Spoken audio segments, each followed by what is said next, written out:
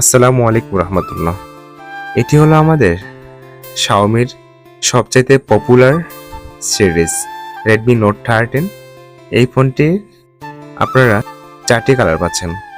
একটি midnight black, mint green, ice blue, ocean sunset.